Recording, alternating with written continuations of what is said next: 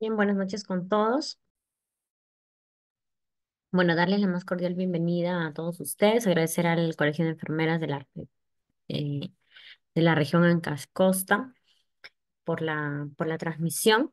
Nos encontramos en esta noche ya a puertas de celebrar el Día de la Enfermera, el Día de las Colegas, ¿no? Un aniversario más que cumplimos como personal de la salud, quien conformamos la columna vertebral del sistema de salud. Así que, bueno, tenemos que celebrar este aniversario capacitándonos, ¿no? Compartiendo los conocimientos, las experiencias. Y bueno, para mí es un honor poder estar con todos ustedes aquí en esta noche. Eh, yo soy la licenciada Ana Lucía Guerrero, como ya estuvieron a bien presentarme. Soy enfermera de profesión, ¿no? Cuento con una maestría en docencia universitaria y gestión educativa. También cuento con la maestría en gestión pública por la Universidad del Pacífico. Bueno, actualmente trabajo en el Ministerio de Salud, en la Dirección General de Personal de la Salud, en la Dirección de Planificación. Nosotros nos encargamos de formular las políticas y lineamientos en cuanto a todo lo relacionado a personal de la salud. Asimismo, tenemos a cargo todo lo que es el residentado, el internado y el SERUMS. Así que bueno, en esta noche cae a pelo el tema, ¿no? Hablamos de recursos humanos en salud, entonces hoy día vamos a tener vamos a conversar un poco de los recursos humanos y vamos a abocarlo justamente al tema de salud, ¿no?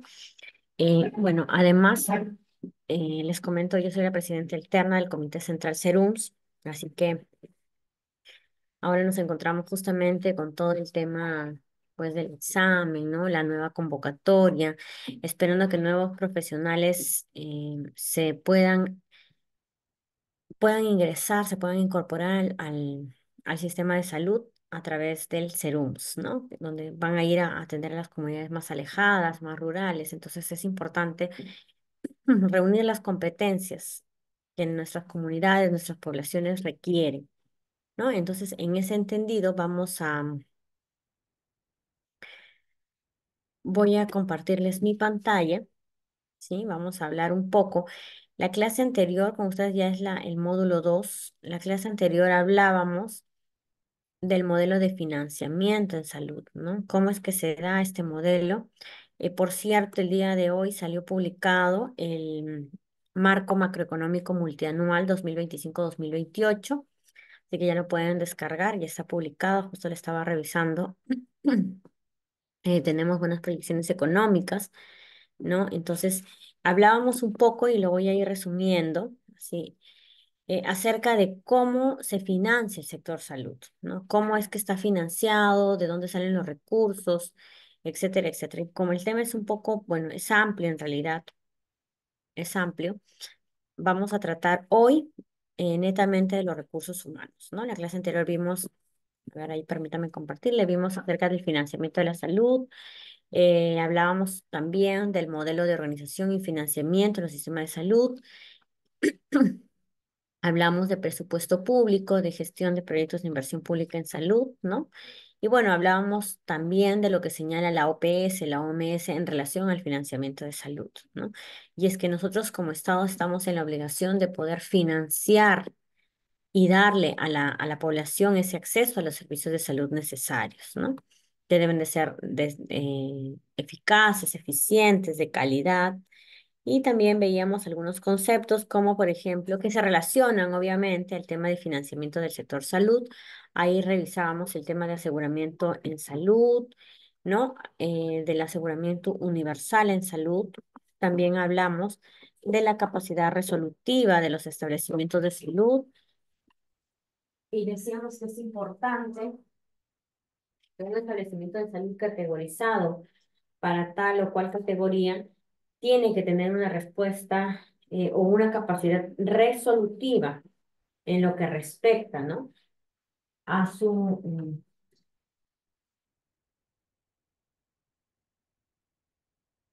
lo que respecta al nivel de atención que le corresponde, ¿no? Por ejemplo, si es un establecimiento de nivel 1-4 que atiende parto las 24 horas, entonces el establecimiento de salud me tiene que garantizar a mí esa atención de partos las 24 horas. ¿ok? Entonces, cuando hablamos de capacidad resolutiva, hablamos de esas respuestas, ¿no? De la capacidad de oferta de los servicios que tienen los establecimientos de salud de acuerdo al nivel que le corresponde. También definíamos lo que era carga epidemiológica y hablábamos de los indicadores a los que ahora actualmente el Ministerio de Salud responde, que son los avisa, ¿no? Los años de vida perdidos, los años de vida saludables perdidos, ¿no? ¿Qué más, qué más revisamos? Revisamos lo que significa la cobertura universal de salud también.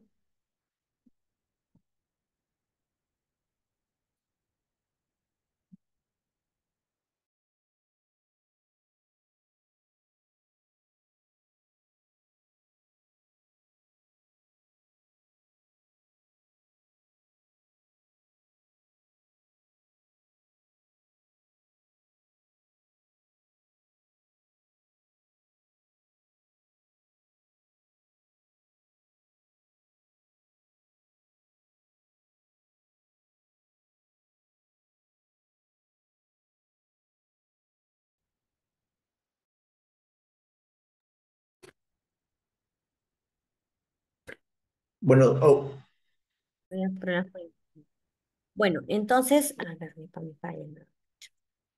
Entonces también revisamos acerca de la cobertura universal de salud, ¿no? Como una meta prioritaria de todo el sistema de salud. Y fuimos hablando de lo que era el gasto empobrecedor, el gasto de bolsillo. Entonces, todos estos conceptos que hemos visto en la clase anterior nos va a dar un preámbulo de ver cómo está funcionando el sistema de salud, con qué recursos, con qué presupuesto, ¿no? Ya falta poco para que se empiece a discutir la ley de presupuesto, ya se han ido incluyendo algunas demandas adicionales que se van a considerar allí. Las YAFAs, ¿no? Que eran las instituciones administradoras de fondos de aseguramiento de salud, que son las encargadas de gestionar recursos para poder financiar prestaciones de salud, coberturas, etcétera, ¿no? Las CIPRES, que se refiere a los establecimientos de salud. Entonces, son varios conceptos que vimos para finalmente ver cómo es que funciona este sector salud, cómo se financia. Y decíamos, un poco para resumir, que en el caso peruano, nuestro financiamiento en salud se caracteriza por ser mixto, es decir, tenemos fuentes de financiamiento públicas y fuentes de financiamiento privadas, ¿no? En el caso del sector público, nosotros estamos financiando el sector salud con presupuesto del Estado, ¿no? Todo viene en su mayoría a través del MEF, a través del Ministerio de Economía y Finanzas, y esto se asigna principalmente al ministerio y a otras entidades públicas. Y lo que yo les decía acá, para poder entender un poco, es lo siguiente, ¿no? Que a veces nosotros se cree bueno, o todavía estamos pensando de que cuando nosotros nos referimos, ¿sí? Cuando nosotros nos referimos al tema, por ejemplo, del financiamiento, se cree que el Ministerio de Salud tiene o maneja todo el presupuesto en salud, ¿no? Y esto no es así. O sea, antiguamente el Ministerio de Salud sí manejaba todo lo que era el presupuesto a nivel nacional y el mismo Ministerio de Salud iba pues destinando los recursos, ¿no? Iba destinando a las diferentes regiones del país. Ahora no es así. Ahora lo destina el mismo Ministerio de Economía y Finanzas y cuando un gobierno regional necesita presupuesto para tal o cual actividad, es el mismo gobierno regional el que tiene que pedir el sustento, el que tiene que ir al mismo MEF, ¿no? Y pedir ese sustento, sustentar, decir, mira, necesito para esto, voy a requerir una demanda adicional. Entonces lo va a ir sustentando ante el Ministerio de Salud. Y es el mismo gobierno regional quien en el marco de la descentralización, ¿sí? Quien en el marco de la descentralización va va a ser autónomo, ¿no? Va a ser autónomo. Entonces, en ese sentido, tenemos que saber que el presupuesto público se destina directamente desde el MEF a las diferentes regiones. En el caso de Ancash, por ejemplo, Ancash tienen su propio presupuesto que viene destinado del MEF, incluso como región tiene canon, ¿no? Entonces, ahí tiene una asignación presupuestal un poco superior a las otras regiones por el tema del canon. Hay regiones que reciben canon, ¿no? Entonces, este presupuesto se asigna al MINSA y a todas las entidades públicas, es decir, a su gobierno regional, a las instituciones públicas, a las unidades ejecutoras, ¿no? La mayor fuente de financiamiento en el caso de salud en nuestro país es el SIS, que es el principal seguro de salud público que cubre a personas sin capacidad de pago, ¿no? El SIS va a financiar servicios de salud para la población vulnerable, para aquella población de bajos recursos y este SIS incluye la atención médica, los medicamentos y los mismos procedimientos médicos, ¿no? En nuestro país también tenemos las contribuciones sociales a través de salud. Entonces, salud brinda cobertura a los trabajadores formales y a sus familias. Y bueno, veíamos algunas estadísticas de cuánto es el alcance, ¿no? De salud y de los otros seguros, que dónde era que se imponen más en las zonas urbanas del país, ¿no? Miren, es salud. En la zona rural, en cambio, es menor, ¿sí? Y los fondos privados y seguros privados, ahí tenemos a RIMAC, a Pacífico, que son las grandes aseguradoras, MAFRE, ¿no? Que son utilizados por personas con más altos ingresos que prefieren pues pagar por servicios de salud privados, ¿no? Ahí están todo lo que son las EPS. Asimismo, tenemos organismos internacionales, existen organismos internacionales como el Banco Mundial, la OPS, el Fondo Global, entre otros, que van a proporcionar financiamiento y apoyo técnico para diversos programas de salud en el Perú, ¿no? Bueno, ahí vamos a tener también programas especiales de donaciones, copagos, gastos de bolsillo, etcétera, ¿no? Aquí vemos el SIS, miren que tiene mayor alcance a nivel nacional. El SIS es el de color crema. A nivel nacional, 61%, ¿no? De salud es un poco más bajo. A nivel nacional, ahí vemos el color cremita. El SIS está con color anaranjado, entonces es el que mayor alcance nacional tiene, ¿no? 61%. Es salud, 21,6% y otros seguros, 4,3%. ¿No es cierto? Entonces, en cuanto al presupuesto público para este año, dijimos que respondía a esas prioridades como educación, salud, transporte, seguridad, saneamiento, protección social, alivio de la pobreza, mejora de los servicios de justicia, impulso al crecimiento económico, impulso a la agricultura, ¿no? Entonces, ¿cómo es que nuestro sistema viene funcionando así, ¿no?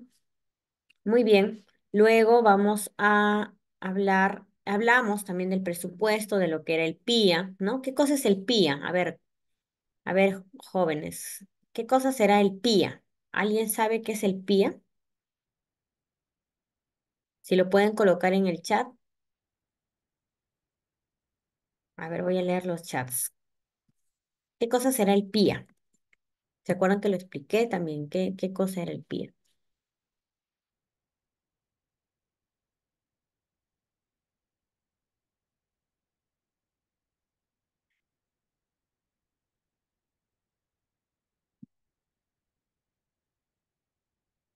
¿Sí? A ver, una idea, ¿qué cosa será el PIA? Es algo que es un término muy común en el tema de gestión de servicios, en el tema de financiamiento en salud y de presupuesto, ¿no? Que debemos de manejarlo al dedillo, porque son términos que debemos. Ujú. Es el presupuesto institucional de apertura. Muy bien, Diana. Muy bien. Entonces, es el presupuesto inicial de apertura. Yo puedo aperturar con 1 millón de soles, pero luego se hicieron modificaciones presupuestales y termino el año con 1,5 millones, ¿no? Entonces, el modificado es el PIN, presupuesto institucional modificado, y el otro es presupuesto institucional de apertura, ¿no? El de apertura, con lo que inicias el año, y el modificado. Muy bien. Entonces vimos también que en la actualidad se ha destinado alrededor de 13 millones, ¿no? Para las intervenciones del 2024. Y en salud, dice ahí bien claro, se ha impulsado a la salud con un presupuesto de más de 2 millones que comprende la mejora de la cobertura del aseguramiento universal, ampliándose la cobertura de enfermedades como cáncer, ¿no? Diagnóstico de insuficiencia renal crónica, financiamiento y de 462 establecimientos de salud mental, abriendo el servicio a establecimientos penitenciarios en 3 gobiernos regionales, ¿no? Acciones de prevención, control de cáncer, mediante la compra de medicamentos de alto costo, equipos y contratación de personal asistencial, que es lo que vamos a ver hoy día, la vacunación del virus de papiloma humano en niños y niñas y recursos para garantizar la calidad de los medicamentos, ¿sí? Asimismo, se ha financiado un incentivo presupuestario para el sector salud que permite mejorar la calidad de los servicios públicos provistos para el sector salud a través de un bono a la unidad ejecutora que registra la programación de turnos, citas y establecer metas de atención para los médicos.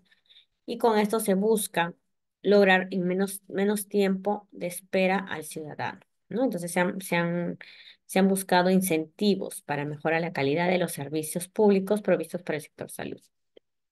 Ahí está la fuente del MEF, ¿no? Entonces, vimos ahí que la clave para lograr la cobertura universal en salud y que es determinante la cobertura poblacional prestacional, ahí tenemos 3 subprocesos, que son la recaudación, la mancomunación o aseguramiento y la compra de servicios, ¿no? Que lo explicamos. Cada uno de estos procesos hemos explicado durante el financiamiento. Ahí en este gráfico pueden ver cómo ha ido evolucionando el gasto de salud en el Perú, ¿sí? En los últimos años, en el 2023, el Perú es el país que menos gasta en salud, ¿no? A pesar, la OCDE recomienda que se debe invertir o gastar el 8,8%, ¿sí? En salud, el 8,8% debemos invertir en salud. Pero para el caso del Perú, nosotros no llegamos a la meta del 8,8, sino estamos en 5,2%.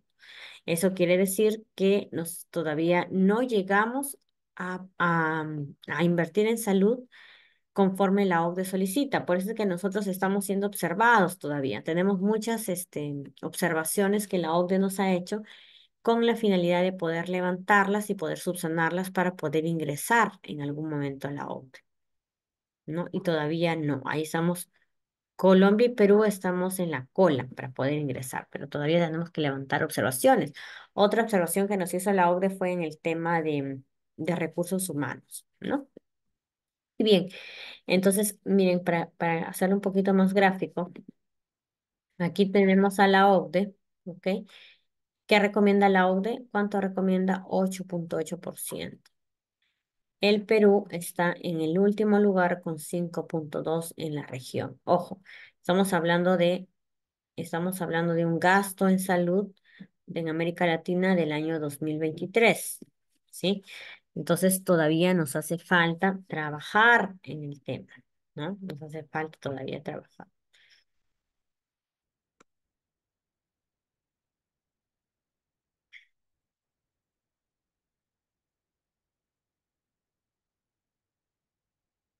Muy bien, luego vamos a ver el gasto de salud presupuestado por el gobierno va a permanecer por encima de los niveles prepandemia, ¿no? Sí, eso está bueno.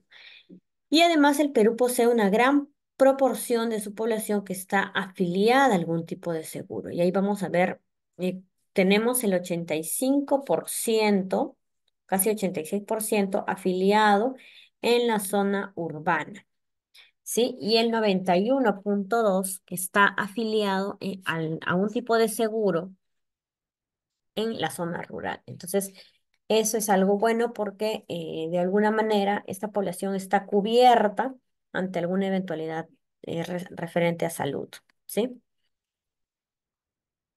Aquí tenemos, miren, el CIS posee la mayor proporción de asegurados, ¿sí? En las zonas rurales del país. Por eso es que ahí tenemos una alta proporción de ciudadanos que están asegurados, ¿no? Algún tipo de seguro. Muy bien, vamos pasando esto rápidamente. Esto también ya lo vimos, el nivel de atenciones en consulta externa, la demanda atendida. Para el caso del Ministerio de Salud, también vimos este mismo gráfico para el caso de e-salud.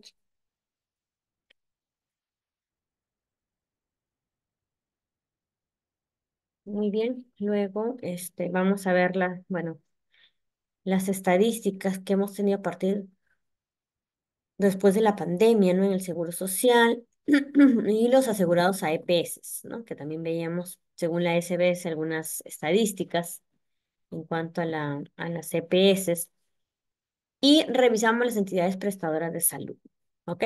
Entonces, eso hemos encontrado también que existe una demanda insatisfecha, ¿sí?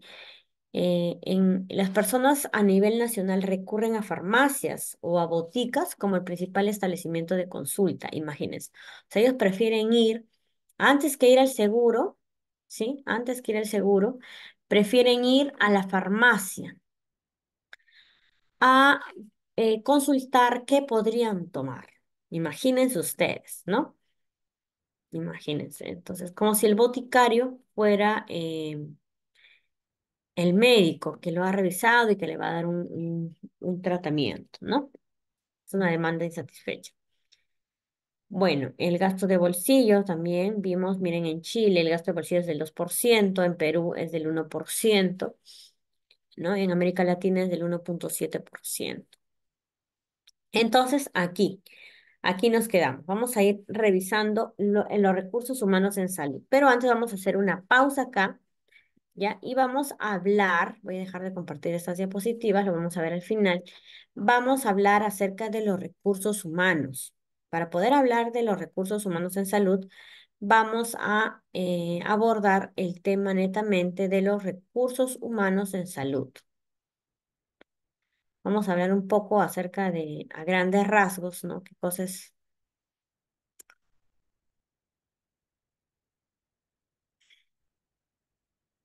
A ver, me dan un ratito para poder abrir las diapositivas.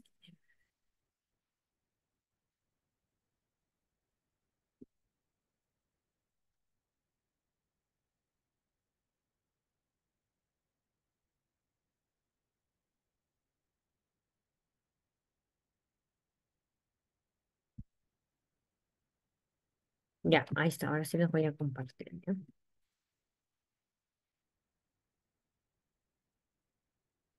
Muy bien, entonces hablamos de los recursos humanos en salud. ¿Y a quién nos referimos cuando hablamos de los recursos humanos en salud? Vamos a ver ahí, ¿no? Miren, actualmente nosotros vivimos en una nueva era. Los años han ido cambiando, ¿no? Las características también han ido cambiando. Entonces ahora nos encontramos en una nueva era del sector salud. Hablamos de los recursos humanos también.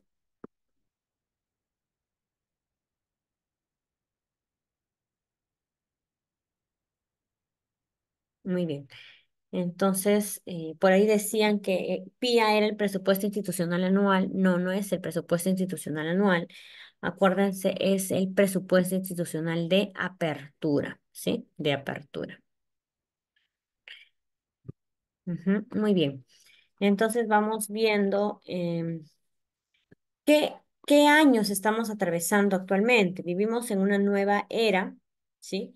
Entonces, nosotros hemos tenido varios periodos en la historia de la humanidad. Entonces, después de la Guerra Fría en 1980, ¿ok? Vamos a pasar de un mundo que era complejo y antiguo, sí, ahí están las características. Teníamos las características VUCA. ¿Qué cosa es VUCA? Volátil, ¿no? Incierto, complejo y ambiguo. Por eso se le llamaba VUCA. Entonces, estas son las características antiguas. Después de la Guerra Fría, el mundo quedó en un periodo de tensión, quedó en ese periodo como que en cualquier momento estallaba otra guerra, ¿no? Estaban en esa fricción. Y bueno, finalmente no se da la guerra, pero había una guerra fría en realidad, ¿no? Luego hemos tenido, tras la crisis sanitaria COVID-19, después del año 2020. en que vino la pandemia, hemos pasado a un mundo caótico.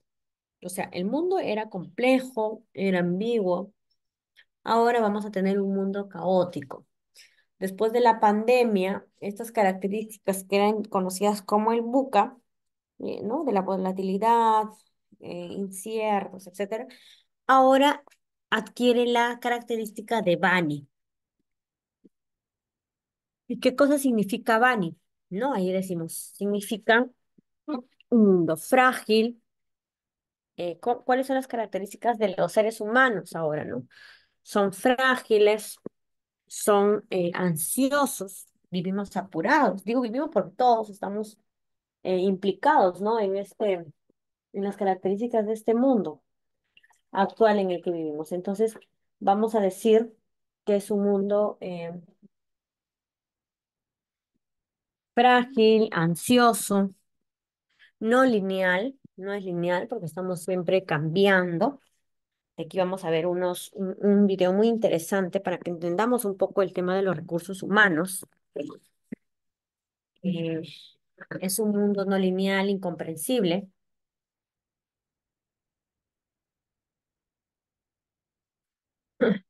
Entonces, esas son las características del mundo actual. El mundo actual nos pide, frente a todas estas características descritas, nos pide reunir un mínimo de competencias, ¿sí? Y ahí vamos a hablar de la capacidad y la resiliencia. ¿Qué cosa será la resiliencia? A ver, ahí los voy leyendo en el Facebook, los voy leyendo en el chat. ¿Qué cosa será la resiliencia? A ver si me ayudan con esa palabra que nosotros siempre estamos usándola en el término de salud, ¿no?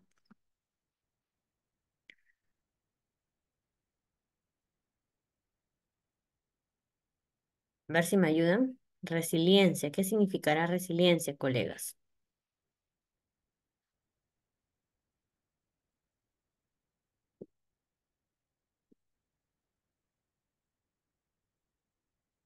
A ver, vayamos escribiendo en el chat, pues, si no, yo no solamente, a mí no me gusta hablar, ¿no? Muy bien, ahí dice Rengifo Nakamine Iko, dice, significa ser capaz de afrontar eventos difíciles, ¿no?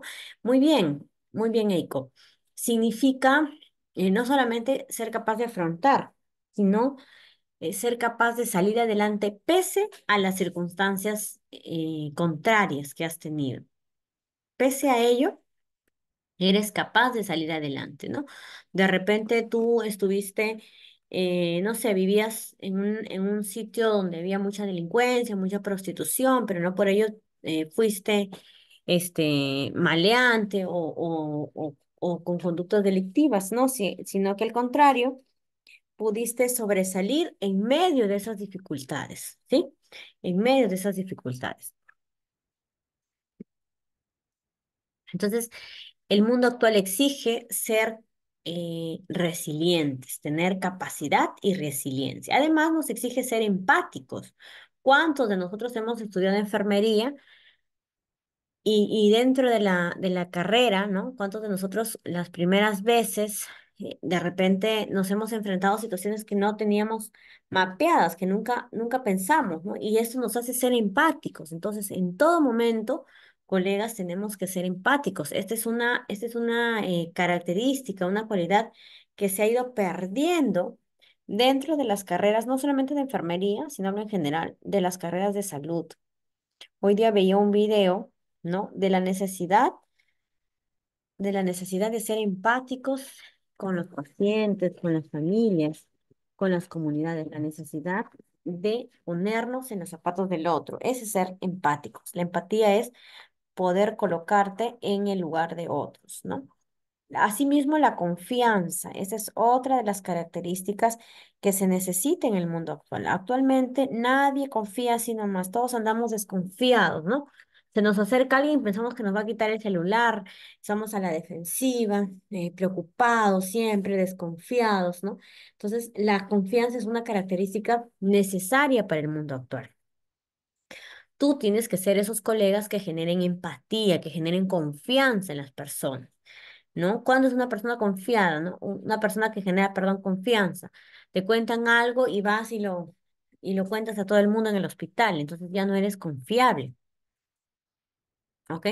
Para ser confiable tenemos que ser coherentes entre lo que decimos, entre lo que pensamos y lo que hacemos. Y además tener atención plena. Cuando nosotros atendemos al paciente, a la familia, tenemos que mirar a los ojos. No podemos estar hablando con la persona y a la vez en el WhatsApp o haciendo TikTok mientras estoy hablando y estoy haciendo mi TikTok. No podemos estar en ese plan. Tenemos que tener una atención plena, ¿ok? ¿Qué más quiere el mundo de hoy? ¿Qué necesita el mundo de hoy? Necesitamos una visión sistémica y esta característica que es muy, muy importante de la adaptabilidad, ¿no? El que tú te puedas adaptar a diferentes contextos es una cualidad que el mundo de hoy valora muchísimo, muchísimo, el ser adaptable.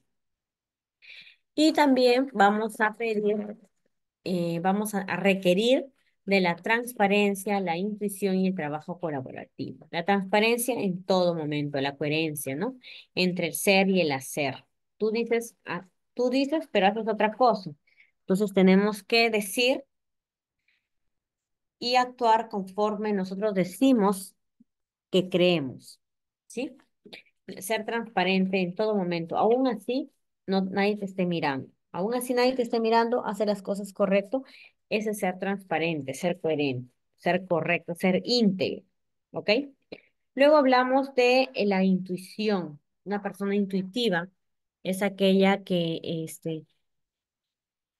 em, es aquella que está que sigue, ¿no? Que tiene esa como que corazonada de algo y no lo deja pasar, sino que sabe escuchar su corazón, una persona intuitiva, ¿ok? Luego vamos a tener la característica del trabajo colaborativo, el trabajo en equipo, que es tan importante, sobre todo ahora cuando hablamos de la gestión por procesos y de ese hecho de estar siempre coordinando, hablando, ¿no? Gestionando entre personas para poder brindar los servicios adecuados a los pacientes. Entonces, cuando uno trabaja en equipo, se ve el trabajo en equipo, se refleja al momento de la atención del paciente y el paciente percibe esa atención a través del trabajo colaborativo. Entonces, cuando uno trabaja solo, trabaja de manera individual, también se nota, ¿no? Se nota la descoordinación, se nota que no conversan entre áreas, no conversan entre el personal, etcétera, etcétera. Muy bien, luego vamos a ver ahora el mundo global, ¿ya? El mundo global. ¿Qué características actualmente vivimos en un mundo que gira a total velocidad, ¿sí? Lo que sucede en la China, inmediatamente lo conocemos aquí en el Perú. No pasan ni 2 minutos y ya sabemos lo que ocurrió en la China. ¿Por qué? Porque estamos en un mundo globalizado, donde nada queda sin saberse. Inmediatamente la noticia corre y da la vuelta al mundo y todo el mundo conoce los hechos o se viraliza un video y ya todo el mundo sabe, todo el mundo conoce la noticia. Esas son las características que tiene el mundo actual. Que no podemos negar, no podemos cerrarnos a decir, no, en mi país, bueno, no se publica todo. No, todo ya es globalizado. El Internet y todo lo demás nos ha traído avances, pero tenemos que saber aprovechar, ¿no? Saber aprovechar ese tema de las tecnologías, etcétera, etcétera. Muy bien. Entonces, otra característica entonces es que el mundo es un mundo sin fronteras, ¿sí? Es un mundo globalizado, es un mundo con movimientos acelerados de mercado. La bolsa de valores se mantiene en movimiento las 24 horas. Tiene muchos actores, el mundo de ahora, ¿sí? Además, hemos logrado automatizar procesos productivos y administrativos. Hemos logrado automatizar procesos, ¿no? Ahora eh, en educación, por ejemplo, se usa muchísimo lo que es la inteligencia artificial. Y a propósito, el año pasado se aprobó la ley de poder usar la inteligencia artificial en el Perú en las administraciones públicas, ¿no? Ay, qué miedo a la inteligencia. No, no hay que tenerle miedo. La inteligencia artificial no va a reemplazar jamás al ser humano, jamás. Por eso, porque la inteligencia artificial no es empática, porque la inteligencia artificial no tiene compasión. La inteligencia artificial ayuda conforme tú vas guiándolo, te ayuda a diagnosticar oportunamente. Es más, para el tema, por ejemplo, de la detección de tumores, todavía confunde los algoritmos. Entonces, se están haciendo pruebas porque la inteligencia artificial funciona en base a algoritmos, ¿ok? Entonces, no sé si te ha pasado cuando tú sacas tu iPhone, ¿no? Y quieres, de pronto estás buscando, a ver, vamos a ver, estás buscando colegios, ¿no? Entonces, pareciera como si te está escuchando, ¿no? Y tú abres el celular, abres el Facebook y lo primero que te sale es un colegio. Ay, mira, dices, qué casualidad, yo quería ver, justo estaba buscando un colegio. Le das clic, ¿no? De ahí más tarde, otro colegio. Ay, mira, también quería ver este, mire, de acá tiene estas características. Entonces, esos son los algoritmos que trabajan en base a patrones, ¿no? Hemos tenido entonces la aceleración de las tecnologías, pero nunca la tecnología va a reemplazar al ser humano, ¿sí? Eso hay que tenerlo claro. Y finalmente, otra característica es la interculturalidad. La interculturalidad. El moverte en contextos considerando y respetando las diferentes culturas, ¿sí? Siempre, sobre todo en salud, nosotros trabajamos un montón con diferentes culturas, con diferentes poblaciones, ¿no? Y tenemos que también conocerlos, ¿no? Respetar su cultura y, ¿cómo les puedo decir? Siempre precavidos, ¿no? Siempre cautos conforme vamos atendiendo a la población, vamos conociéndolos. Uno nunca sabe, ¿no? Recuerdan el equipo del iceberg que fue asesinado a manos de la comunidad Aguajún, ¿no? Porque, bueno, se sintieron ofendidos cuando el Apu llega y le encuentra a la mujer pues abierta de piernas en posición ginecológica y el obstetra le había realizado el Papa Nicolau. Entonces para el Apu era una ofensa terrible esa, ¿no? Porque el Apu está siempre con las jovencitas de toda la tribu, etcétera. Entonces nadie le había dicho al Apu que a la señorita le iban a hacer el Papa Nicolau. Entonces, cuando llega y ve esa escena el Apu, o sea, los asesina todito, a todo el equipo, ¿no? Fue una noticia muy, muy triste, muy nefasta, pero pasa, o sea, esa es parte de la cultura. Entonces, la interculturalidad siempre va a ser un concepto transversal en cuanto al tema de atención en salud, al tema de recursos humanos, siempre la cultura, ¿ok? Muy bien, entonces vamos a ver un videíto así rápidamente nada más. Ahora les voy a compartir.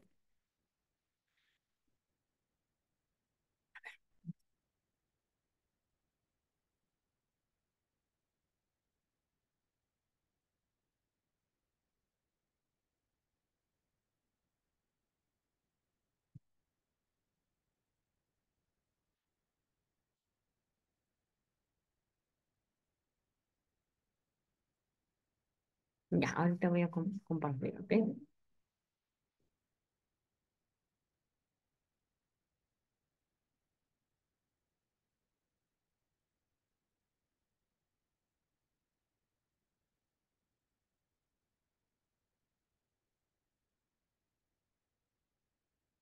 Ya, ahora sí, ay, un ratito. Ya le voy a tener que dar compartir.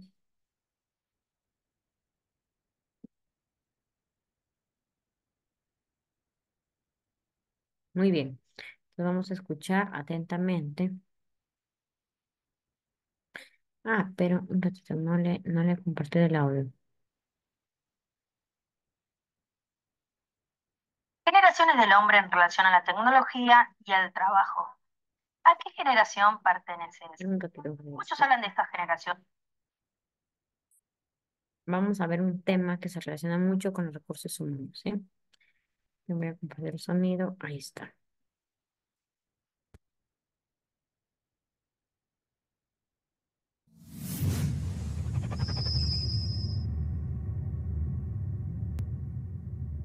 ¿Me confirman que están escuchando, por favor?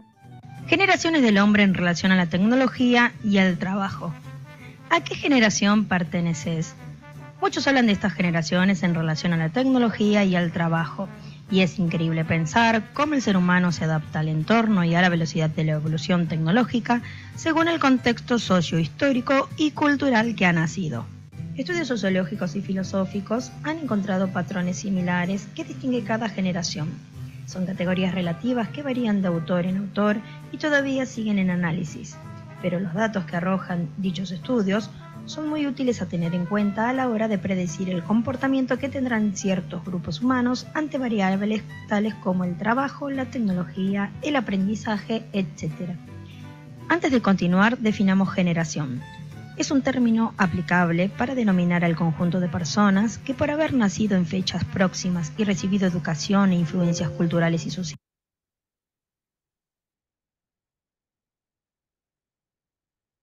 semejantes, se comportan de manera afín en algunos sentidos.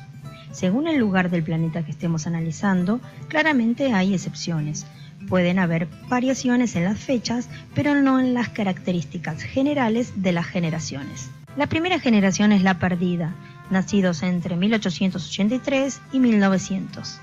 Recibe este nombre la generación que vivió de cerca los horrores de la Primera Guerra Mundial y la crisis económica, expresando a lo largo de su vida sentimientos de frustración.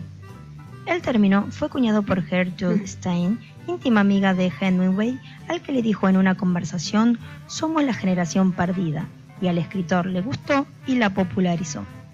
Se caracteriza por el pesimismo y la falta de claridad de su futuro.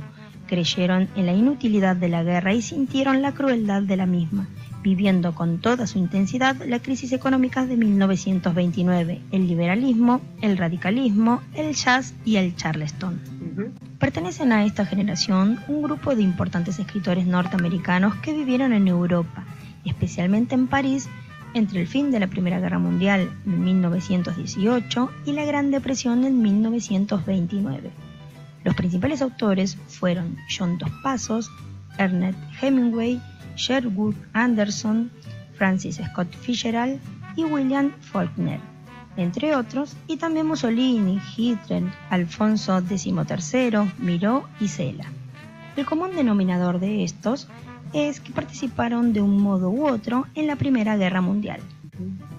La siguiente generación es la grandiosa, nacidos entre 1901 y 1925. Esta puede subdividirse en dos: la generación interbellum, nacidos entre 1901 y 1914, y la generación grandiosa, propiamente dicha, nacidos entre 1915 y 1925. La generación interbellum, como su nombre propio lo indica, se utiliza para designar las personas que fueron demasiado jóvenes para participar en la Primera Guerra y probablemente demasiado mayores para intervenir como personal de tropa en la Segunda. Sus padres lucharon en la Primera Guerra.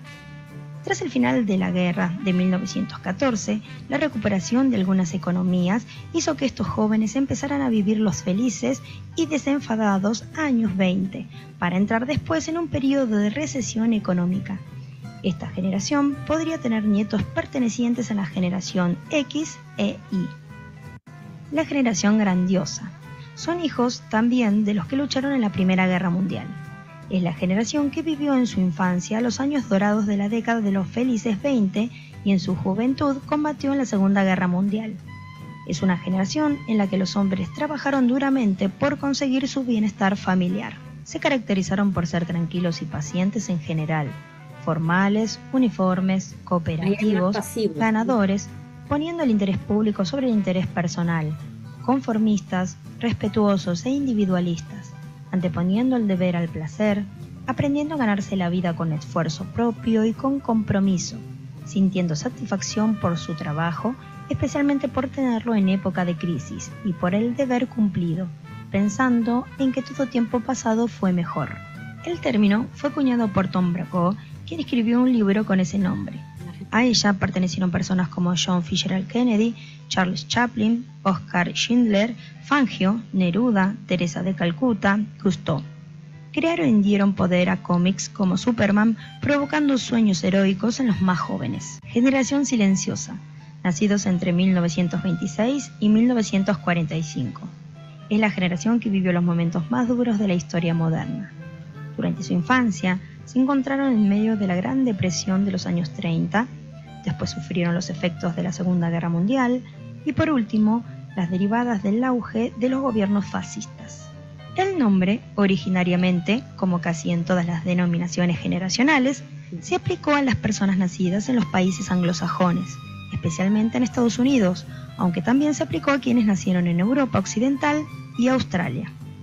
En Estados Unidos esta generación fue pequeña debido a la Gran Depresión económica de los años 30 y a las tensiones e incertidumbres posteriores que incluyeron el auge del nazismo, desembocando en la Segunda Guerra. Los más jóvenes en esta generación combatieron en la Guerra de Corea, de 1951 a 1953. Esta generación fue educada en un ambiente en el que las instituciones ejercían un gran control sobre la vida de los individuos en la familia, la escuela o la iglesia, siendo adoctrinados y educados para hacer lo que otros hacían, decidido por ellos, sin cuestionar la autoridad ni permitir elecciones personales que discreparan de la norma. Se les enseñó a no protestar y a callar ante las injusticias. Por esta razón, se le otorgó el nombre de generación silenciosa. También fueron educados para agradar a los demás, siendo la mujer devaluada y el hombre sobrevalorado. La mujer, al no poder realizarse plenamente en su relación con el hombre, buscaba una maternidad cuantitativamente intensificada para repararse, teniendo un hijo tras otro. La niña, desde la infancia, fue educada en el recato y desde pequeña fue alejada del varón. En el aspecto educativo, también se reforzó la relación de la madre con el hijo.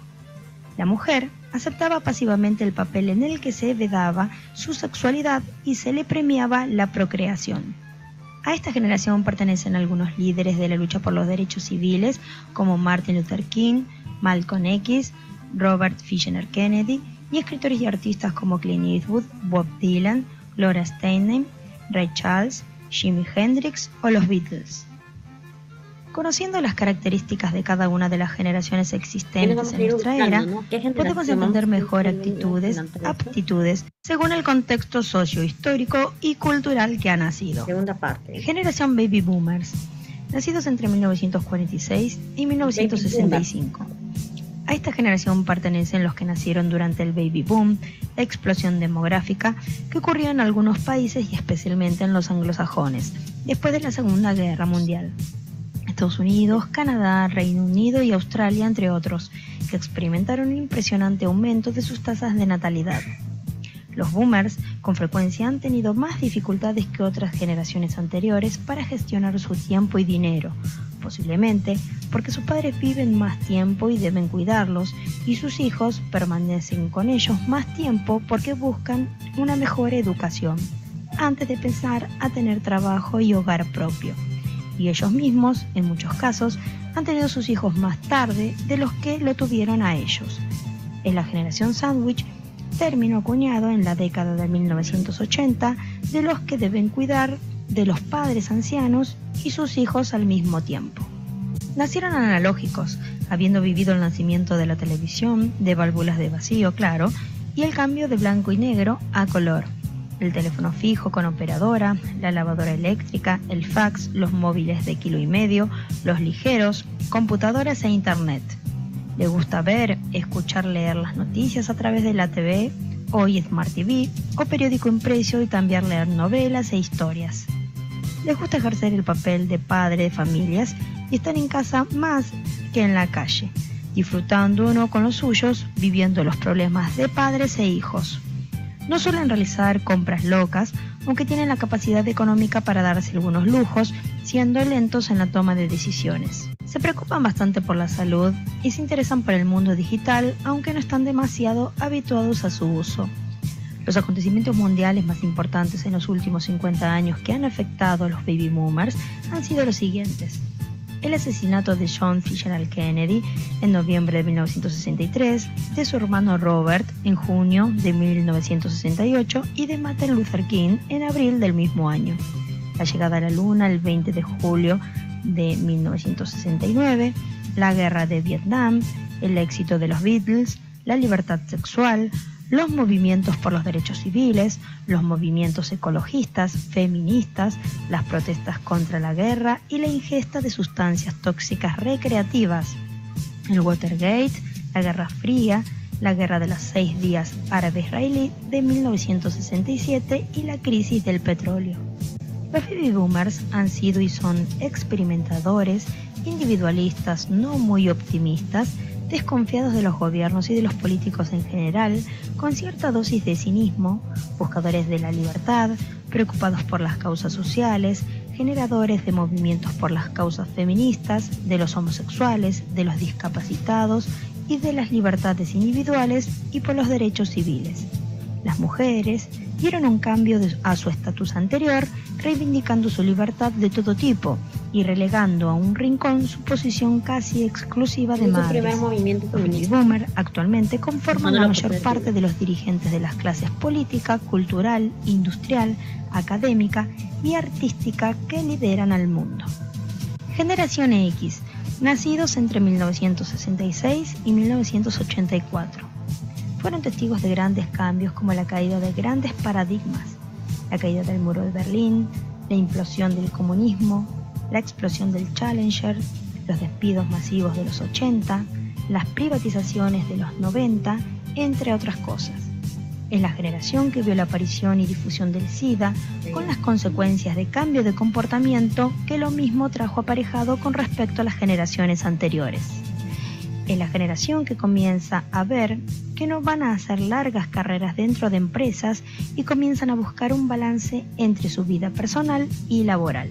Contrario a los nacidos en la generación anterior, que vivieron para trabajar, los X trabajan para vivir. Son orientados a resultados y no lo relacionan con el tiempo de permanencia en el trabajo. No toleran mucho las reuniones y la política colaborativa.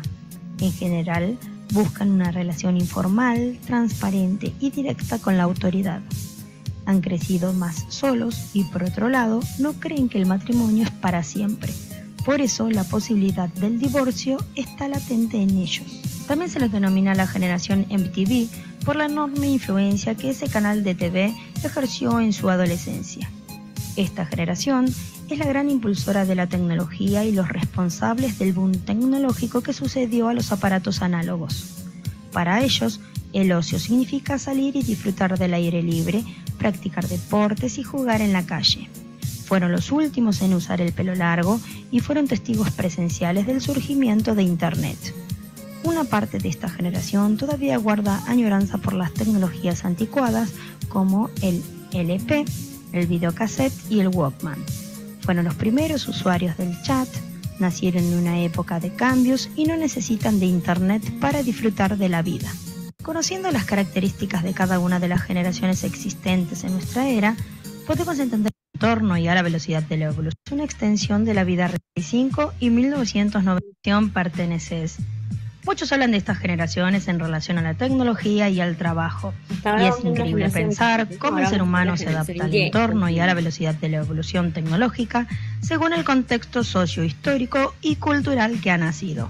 Generación Y o Millennials, nacidos entre 1985 y 1994. Es la generación que está totalmente adaptada a la tecnología. Para ellos, la vida virtual es una extensión de la vida real, aunque todavía asumen ciertos códigos de privacidad. Se caracterizan por ser multitareas, idealistas, creativos, se dedican a lo que les gusta, son aficionados a la tecnología y el entretenimiento. Llegaron a utilizar los CDs, mensajes de texto, MP3 y DVDs, pero lograron hacer una rápida transición al streaming. Lo que para la generación X era un lujo, para estos son productos básicos. El término se utiliza por primera vez en una edición de 1993 de la revista norteamericana Advertising Age. que describía a los adolescentes de aquella época. Muchos sociólogos denominan también a esta cohorte como una generación Peter Pan, porque en ellos existe la tendencia de alargar cada vez más pasos naturales vinculados a la vida adulta, como son casarse y tener hijos, con tendencia a quedarse a vivir con sus padres hasta muy adultos. Según estudios, tienden a durar pocos en sus empleos, por lo que las empresas de hoy están implementando políticas de fidelización para empleados pertenecientes a esta generación. Es una generación que se le exige mucho y está acostumbrada a hacer muchas cosas. Se considera la generación más educada de la historia y la más atractiva del mercado en el futuro cercano. Generación Z, nacidos entre 1995 y el 2008, denominados también Centennials, Post-Millennials o iGen.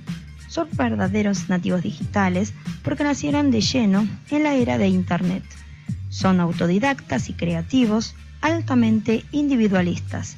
Comparten totalmente su vida privada y están sobreinformados por la alta propensión a consumir información. Su éxito lo miden por la cantidad de shares o likes. Apenas empiezan a acceder a la vida laboral, pero se preocupan mucho por encontrar una vocación acorde a sus gustos, a conocerse bien a sí mismos y aceptar las diferencias. Son el nuevo blanco del marketing digital y para ellos no existen fronteras ni barreras culturales. Son muy impacientes porque están acostumbrados a resultados inmediatos y para ellos el Internet es algo obvio y que dan por sentado, porque para ellos siempre ha existido. Tienen un 100% de utilización de dispositivos electrónicos y la mayoría está todavía en edad escolar. Generación Touch, nacidos desde el 2009 en adelante. También llamada solamente Generación T, es el grupo generacional que sustituirá a los Centennials y que todavía están en pleno desarrollo educativo. Los expertos señalan que esta generación, que es 100% nativa digital, se caracterizará por hacer un gran esfuerzo para adecuar sus prácticas digitales cuando se enfrentan a un entorno analógico, por ser la primera generación que en ningún momento conoció ambientes no digitales. Se espera que no diferencien bien entre lo público y lo privado, tendrán ampliamente desarrollada la habilidad de trabajar colaborativamente y estarán acostumbrados a interactuar con los dispositivos electrónicos con todas las partes de su cuerpo, sin intermediación de adaptaciones ortopédicas, teclado, mouse, botones, etc.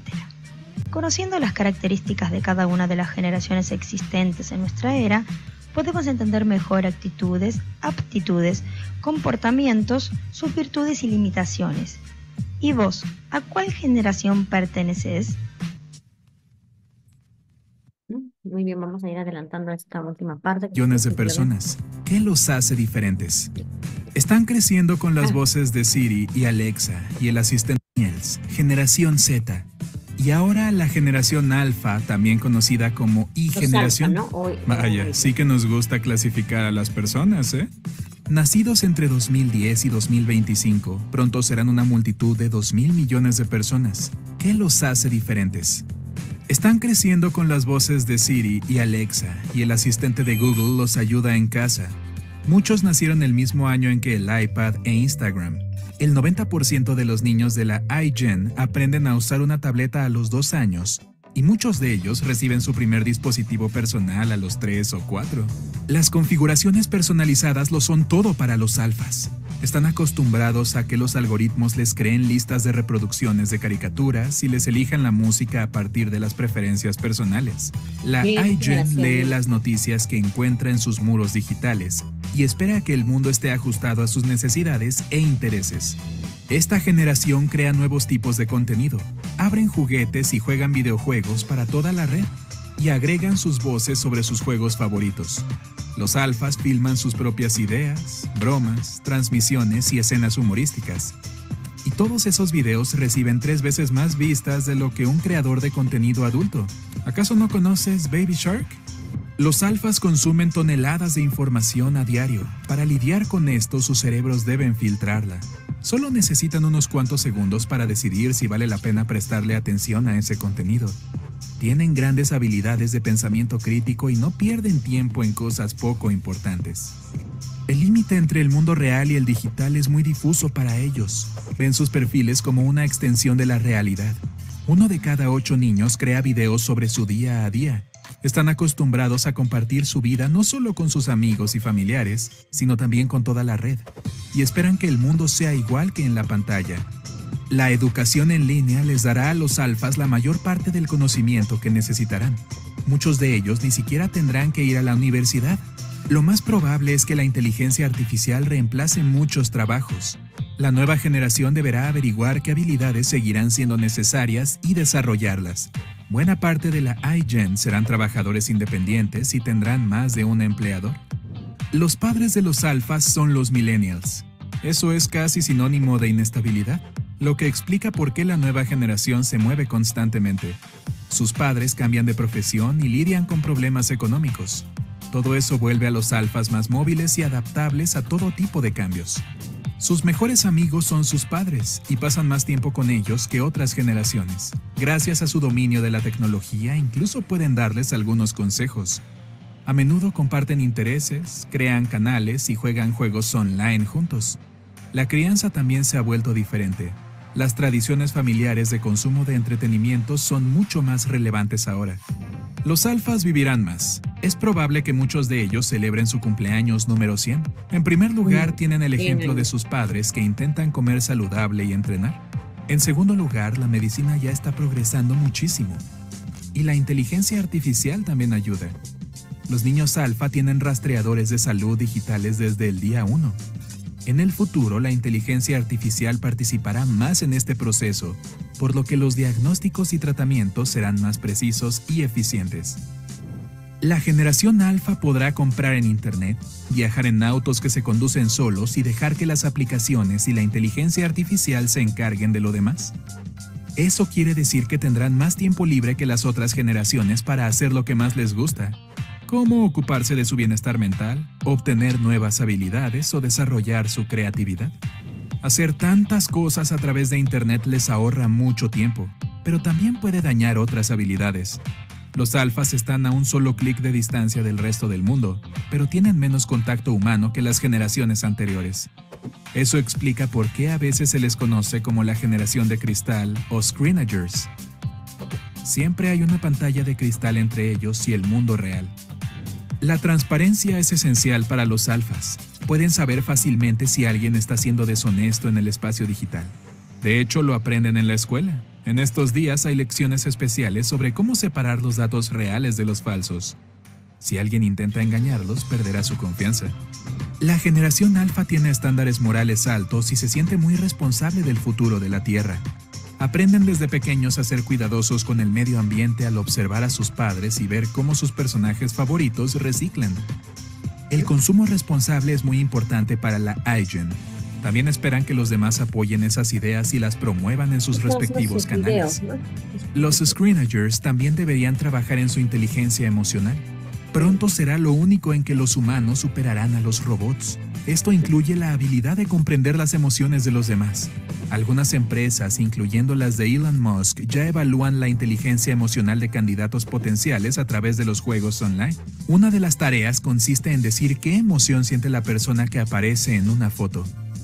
Los alfas crearán más empresas propias que cualquier otra generación. Tienen todos los recursos necesarios para ello, incluyendo el acceso a información y personas a través de la Internet y las redes sociales. Muchos de ellos intentarán ser emprendedores desde temprano y fallarán, pero aprenderán de sus errores, lo que los hará más propensos a tener éxito en el futuro. A los alfas les encanta relajarse creando y mirando contenido que otras generaciones encuentran poco interesante. Las plataformas como TikTok han crecido masivamente en los últimos años. Permiten que la iGen se exprese creativamente utilizando efectos especiales y herramientas simples de edición. Los alfas toman decisiones y son buenos influyendo en los demás. Sus padres ya han comenzado a comprar tecnología a partir de las necesidades de sus hijos, y es solo el comienzo. A medida que crezcan, generarán más y más progreso. Se esforzarán en crear un mundo sin fronteras ni convenciones, más flexible y socialmente responsable que hoy. Si aprendiste algo nuevo hoy, deja un me gusta a este video y compártelo con un amigo. Y aquí tienes otros videos que deseas. Muy bien.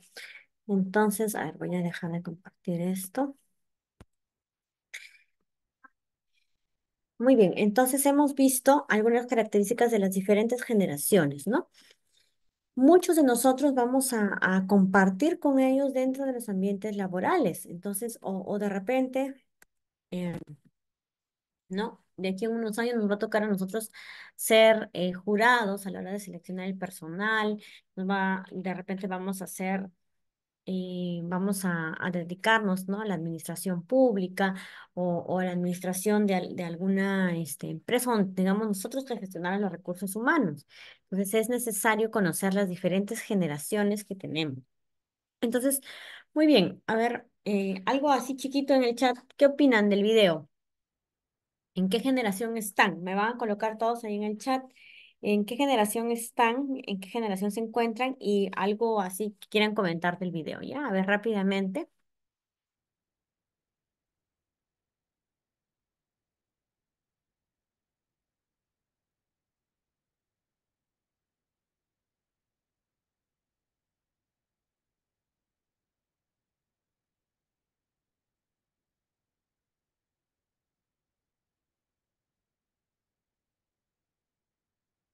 A ver, en el chat, nada.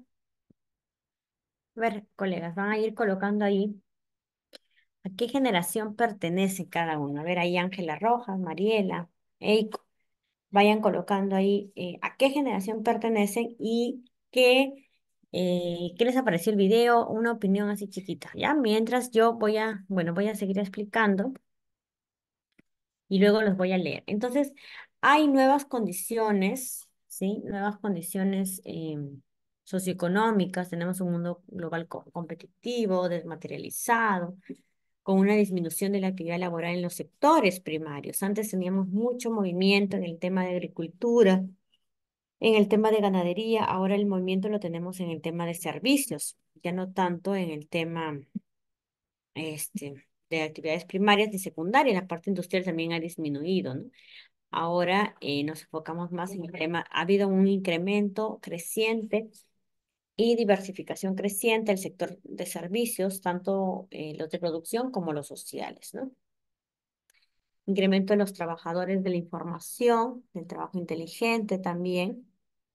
Ahora es común ver, por ejemplo, convocatorias donde te piden, no te piden ya las carreras comunes, ¿no? Te piden, por ejemplo, un arquitecto de cloud, un ingeniero de nube. Todo uno dice, ¿qué es eso? No, es el trabajo inteligente, ¿no? O aquellos gestores de inteligencia, los que conocen inteligencia artificial, entre otros. Muy bien, entonces, este tipo de trabajo inteligente ha ido incrementándose. Hay también un aumento proporcional del nivel de calificación de la estructura ocupacional a largo tiempo y el proceso de innovación continua, la redefinición de de las necesidades de trabajo, del mercado laboral, se ha ido dando, ¿no? Muy bien. Entonces acá vamos a ver un poco las estadísticas de cómo ese sector de servicios ha ido cambiando, ha ido tomando forma, sobre todo en los países de ingreso más alto, ¿no? Tenemos ya más porcentaje dedicado a servicios, ¿sí? Y países de ingreso mediano también ha ido aumentando de 34% a 51%, ¿no? Entonces, vean cómo ha ido cambiando el mundo, ¿no? En cuanto a los, al sector de servicios, que ahora es la mayor fuente de empleo.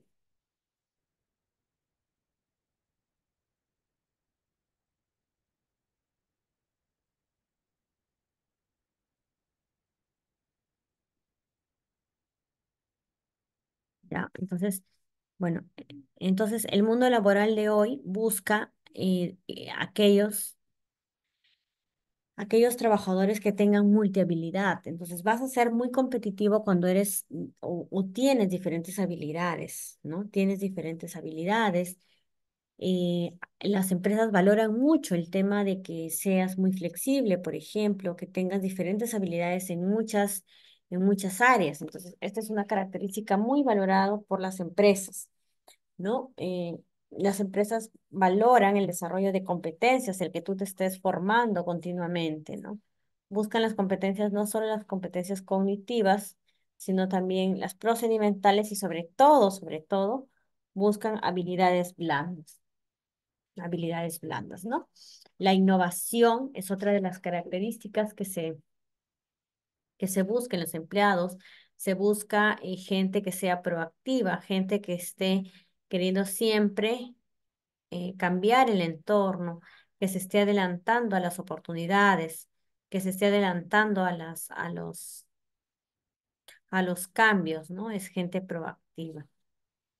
El trabajo en equipo también es otra de las características que se busca en los empleados, que sepan trabajar en equipo, que sepan liderar equipos,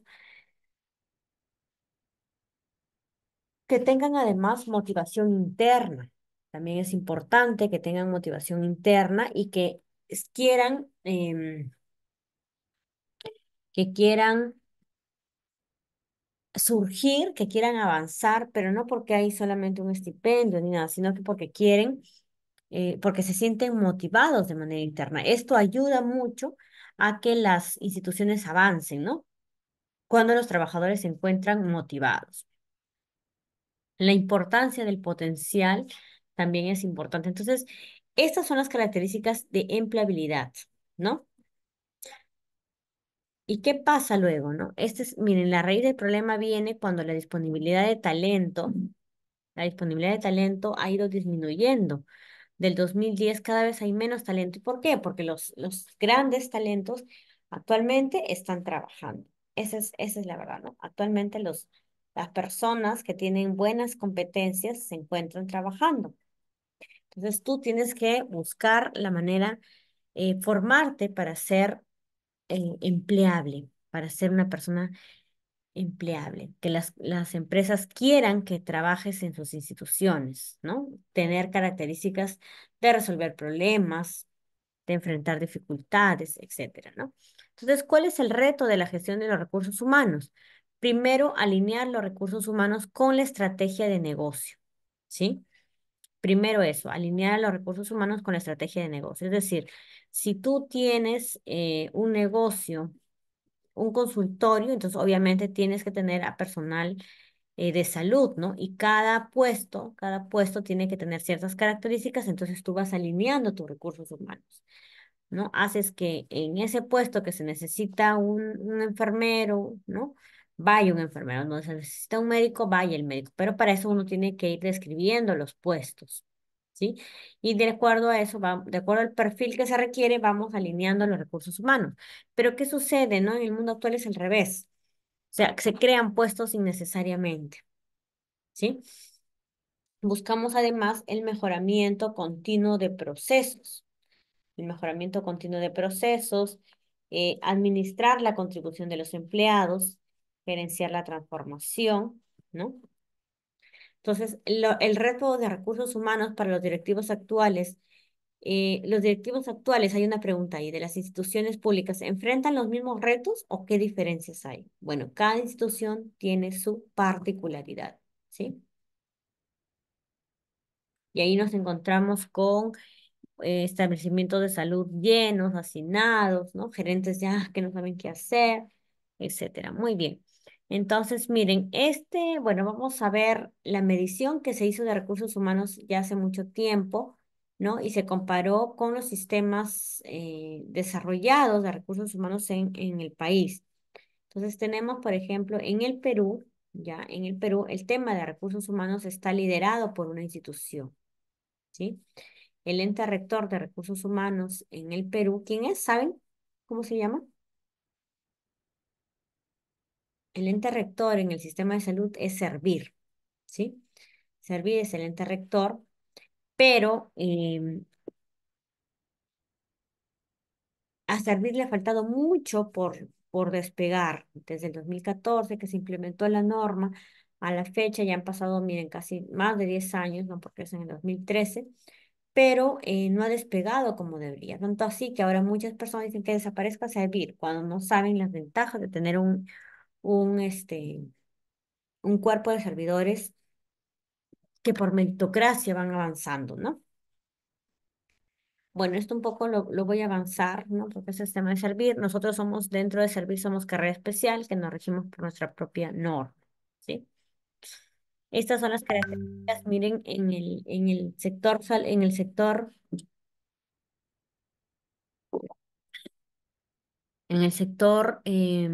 público, vamos a encontrar diferentes regímenes laborales.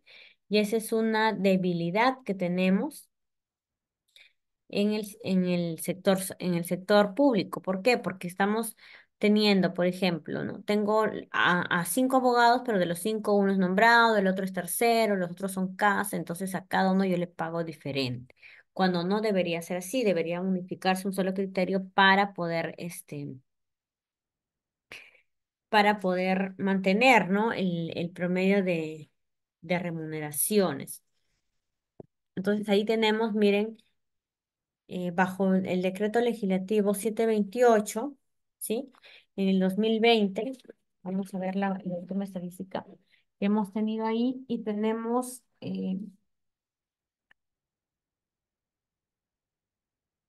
247.999 contratados por decreto legislativo 728, ¿no? El decreto legislativo ahí, CAS, tenemos 321.214, la ley del servicio civil 712. En carreras especiales como la nuestra tenemos 561.996, etcétera, etcétera, ¿no?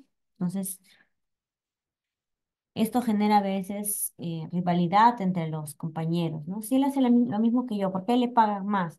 Y nosotros somos como Estado quienes competimos con nosotros mismos, imagínense, ¿no? Y al final eso va a repercutir en las relaciones entre los trabajadores, en los establecimientos de salud, etcétera, ¿no?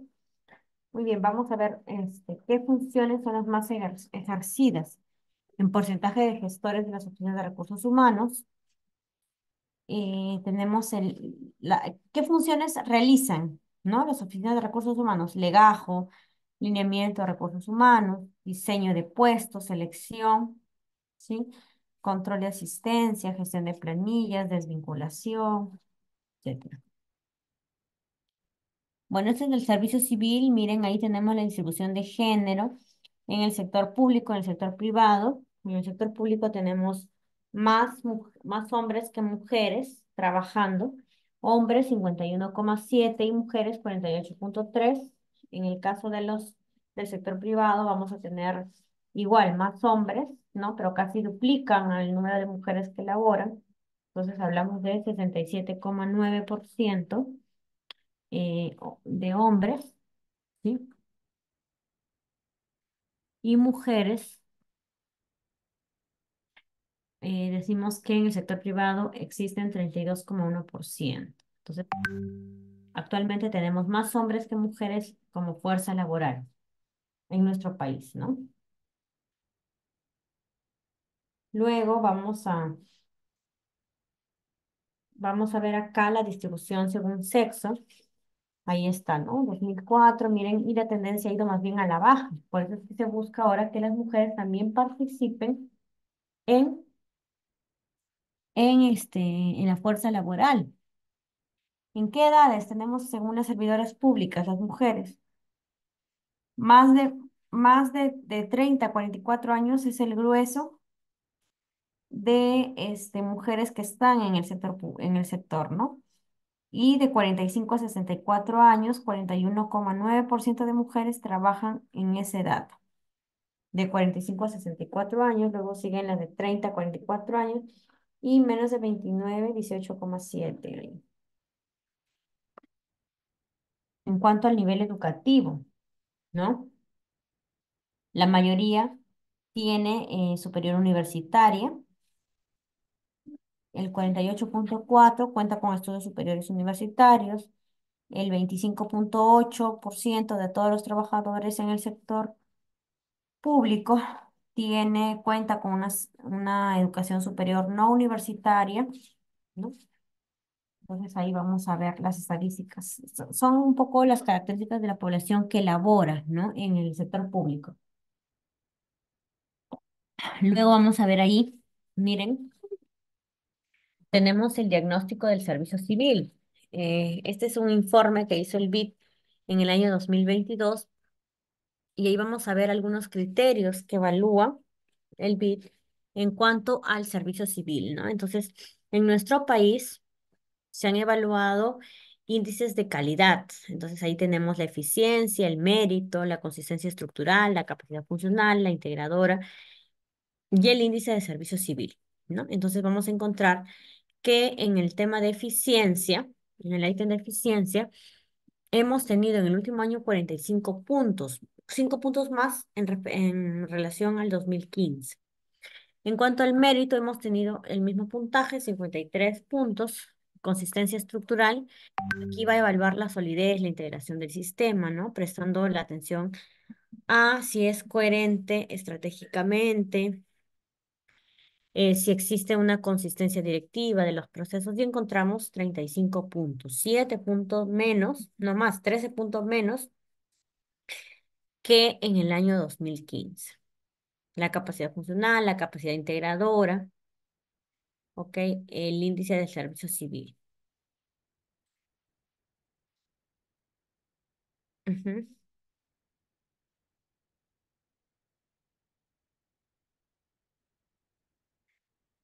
Entonces, miren, en el año 2010 tuvimos como resultado del país un diagnóstico deficiente, es decir, las unidades de recursos humanos, cómo se desempeñan en el Perú de manera deficiente, ¿no? ¿Dónde estaba la debilidad? En el tema de planificación, o sea, no planificábamos, por eso es importante, ¿no? El tema de recursos humanos también, hay que planificar en organización del trabajo, capacitación y desarrollo, no capacitábamos a nuestros trabajadores, ¿no? La gestión del rendimiento, no sé si me está rindiendo o no, etcétera, ¿no? Bueno, y actualmente, ¿no? Esta es la evolución de los índices de calidad. Ahí encontramos en el tema de eficiencia, tenemos 45 puntos, se ha subido 45 puntos más, ¿no? Tenemos el mérito, cuando hablamos de 45 puntos, 53 puntos, perdón, en el 2022 y 53 en el 2015, ¿no? La capacidad estructural, decimos de que es un promedio de 35 puntos y 48 puntos en el 2015. La capacidad integradora, 25 puntos, se mantiene, ¿no? ¿Cuáles son los subsistemas con menos puntaje? La gestión de la compensación es la que tiene menos puntaje, ¿no? La gestión de relaciones humanas y sociales. Luego se tiene la gestión del empleo, la planificación de recursos humanos, organización del trabajo, etcétera, etcétera, ¿no? Bueno, ese es un poco, esto lo voy a pasar porque son subsistemas del banco, del servicio civil, que igual lo he considerado porque son recursos humanos.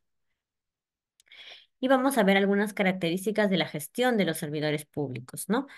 Una de las características es la complejidad por falta de una planificación y dirección coherente, ¿sí? Entonces, eso falta, la complejidad por la falta de planificación y dirección coherente. Coexistencia de distintos regímenes laborales, ¿sí? Eso también es un tema, ¿no? Existen muchos regímenes laborales en el país.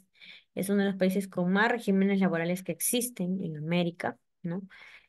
Y para que hagan lo mismo, distorsión del sistema de remuneraciones que se hizo, ¿no? Se publicó y todo el año pasado. Vamos a encontrar a veces eh, algunas variaciones cuando no respetan nuestras remuneraciones, ¿no? O lo señalado por lo menos en la norma, en la 1153, ¿no? Encontramos ausencia Eh,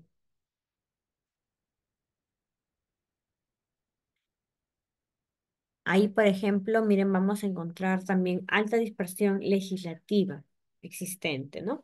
Siempre desde la parte legislativa también quieren opinar, quieren estar manipulando en cómo, qué estamos haciendo con los recursos humanos. Siempre está, bueno, el Congreso en el tema de la función de fiscalización, bueno, está cumpliendo ahí, ¿no? Pero igual hay que evitar esos temas, ¿no? La ausencia de un ente rector, la ausencia de políticas de Estado en esta materia, ¿sí? Y finalmente, para ir acabando, en el sector salud, ¿cómo estamos en el sector salud? Vamos a ver, ¿no? Bueno, esta es la densidad de recursos humanos en el país, ¿sí? En el país, pero está según departamento, ¿ok? Esta estadística tiene como fuente el InfoRUS, que es el aplicativo de recursos humanos que nosotros manejamos en el Ministerio de Salud a nivel nacional, donde están todos, absolutamente todos los que trabajan en el Ministerio de Salud, en los gobiernos regionales y todos conocen, ¿no? Conocen, el siguiente miércoles nos vamos a reunir para evaluar igual algunos. eh, Miren, por ejemplo, ahí vamos a ver, en el Perú tenemos 43,45% de densidad de médicos. El celeste es médicos, ¿ok? ¿Cuál es el departamento con mayor densidad de médicos? Callao.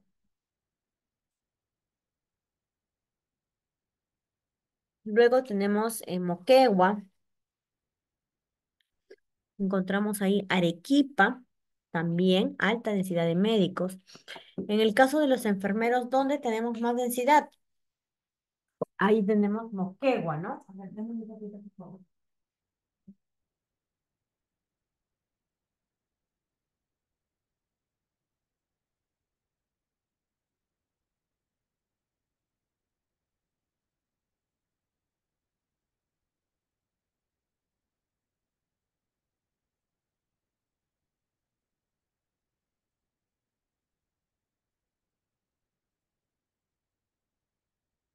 Moquegua es un departamento con alta densidad de enfermeros.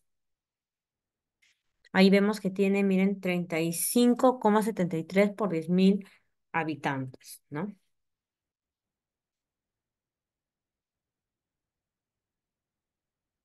Vamos a encontrar luego Apurímac. Apurímac es un departamento grande.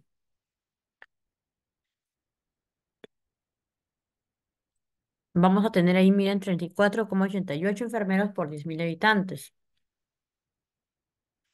Luego sigue Huancavelica, Callao, Pasco también, ¿no?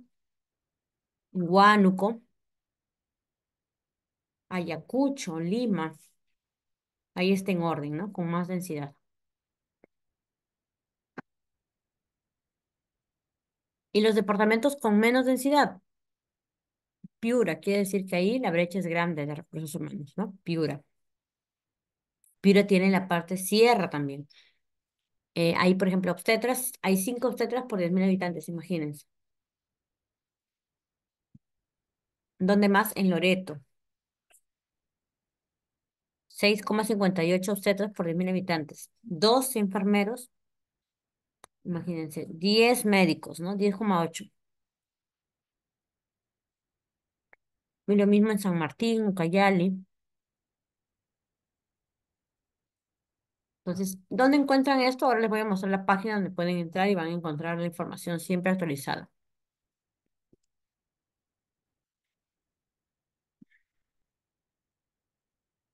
Este cuadro refleja los recursos humanos del sector salud por institución. ¿Cuántos médicos hay? 55.479. Ese es el total. Ya, pero ahí podemos ver, por ejemplo, en la policía hay 588, en la PNP hay 15.636,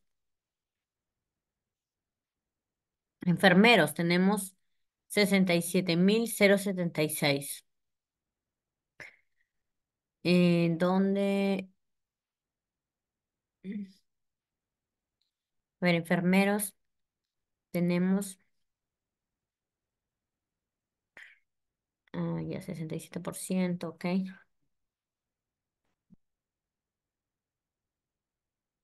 Vamos a ver acá, ¿no? Acá estamos. En total tenemos 67.076, ok. 47.418 en MINSA, 15.930 en salud, 692 en PNP, Fuerzas Armadas 1.333 enfermeros, en CISOL 42, en INPE 91, en el Ministerio Público 1 y así, ¿no? Y así vamos a poder ir viendo por cada profesión de la salud, ¿no?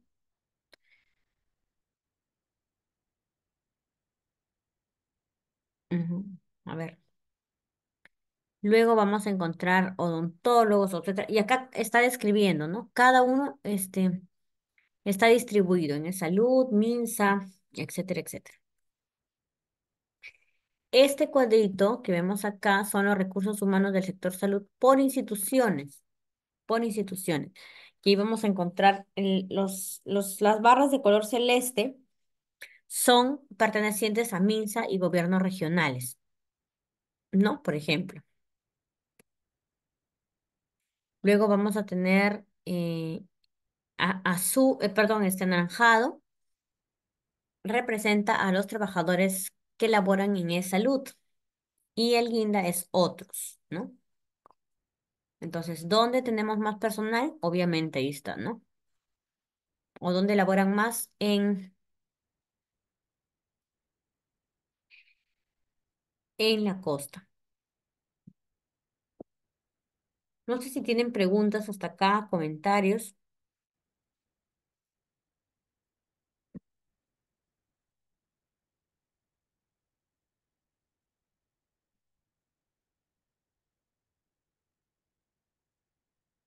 Muy bien, entonces vamos a continuar. Esta va a ser la evolución cuantitativa de profesionales del sector salud, ¿no? Cómo es que ha ido aumentando. En los enfermeros, en COVID, solo en COVID se contrataron como 43.000 enfermeros. Era tanta la necesidad, al final se terminaron contratando, ¿no? Esa cantidad.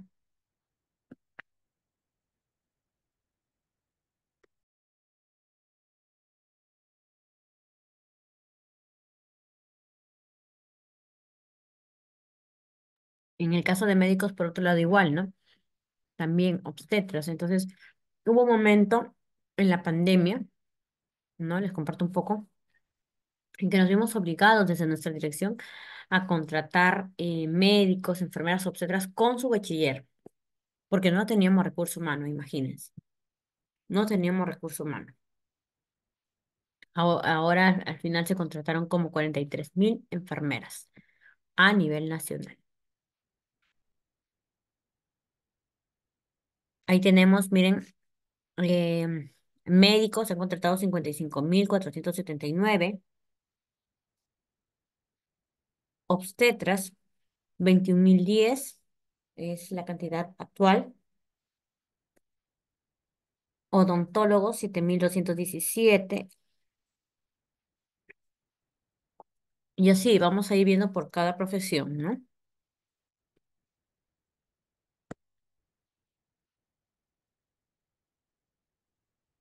Esta es la evolución que hemos tenido de los recursos humanos en salud. Como en el año 2019, enfermeros solamente eran 35.815 en todo el país. Actualmente tenemos 48.350 aproximadamente. ¿Ok? En los técnicos asistenciales tenemos 50.387. ¿Ok? A ver, químicos, sí. 2.708 en el 2019, actualmente 3.935, ¿no? Biólogos eran en el año 2015, 2019, 2.387 y ahora pues son 3.630, ¿no? Entonces miren esa brecha que todavía existe,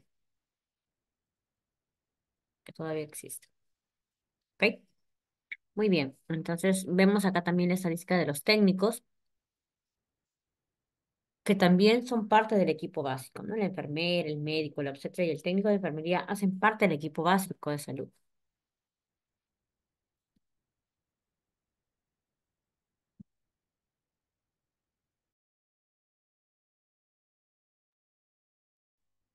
Tenemos a los auxiliares asistenciales, etcétera, ¿no?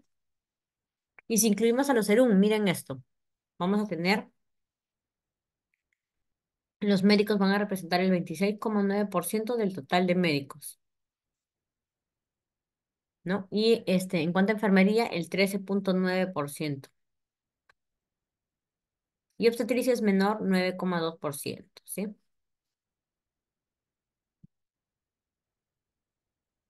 Y aquí vamos a tener la distribución por institución, que hace un momento la vimos también, pero acá está un poco más ilustrativa, ¿no? Aquí vamos a ver, en salud tenemos 86.393 profesionales de la salud. En MINSA vamos a tener em, mayor, ¿no? 69,4% de toda la población. ¿Sí? Y ahí en MINSA y gobiernos regionales existen 280.073 recursos humanos en salud, ¿ah? Y así uno puede ir viendo en la torta cuánto tiene cada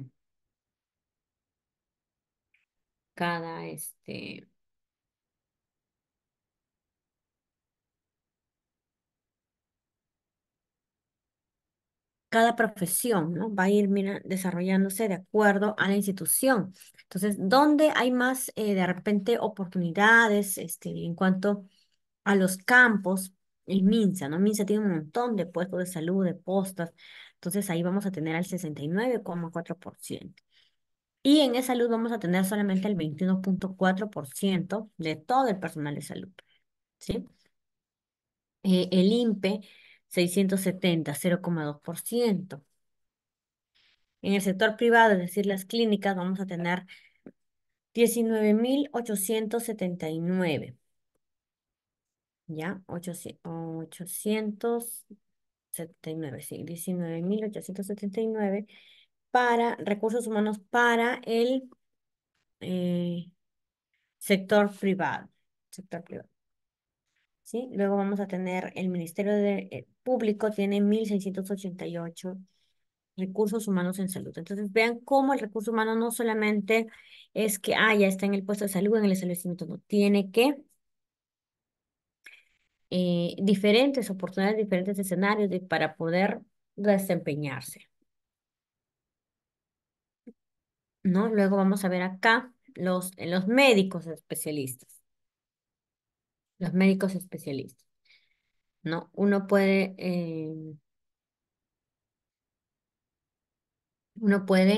ahí comparar, ¿no? ¿Dónde pesan más? MINSA, luego es salud, entonces puedes comparar, ver.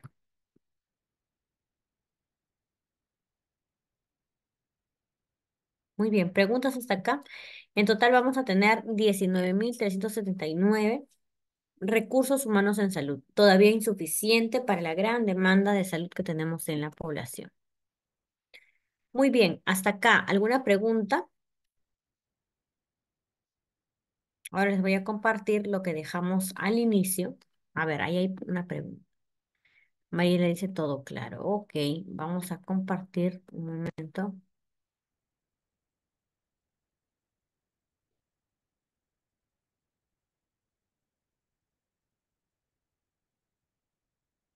Bueno, muy bien, entonces si está todo claro, ahora me permiten compartir las últimas, lo que vimos en la clase anterior, y yo les dije, primero vamos a verlo en líneas generales, ahora vamos a ver, acá está.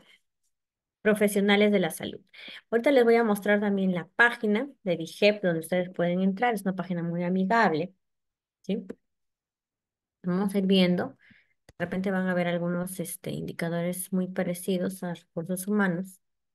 Bueno, miren, este es el ratio de enfermeros a doctores y el Perú tiene un enfermero menos por cada médico en comparación con la OCDE, ¿no? Miren esos datos. En el 2022 estaban 1,93. 1,93 es el ratio en el año, para ese año, ¿no?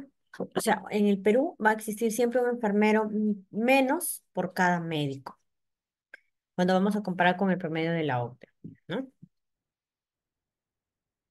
Esa es la cantidad de médicos y enfermeros por cada 1.000 habitantes que están por debajo aún de promedios de Latinoamérica y de otros países de la región, ¿no? Ahí vamos a ver, por ejemplo, los enfermeros. Los médicos son los de color melón y los anaranjados de color, bueno, de color naranja. Ahí tenemos. En el Perú, en general, los médicos son 1,33%.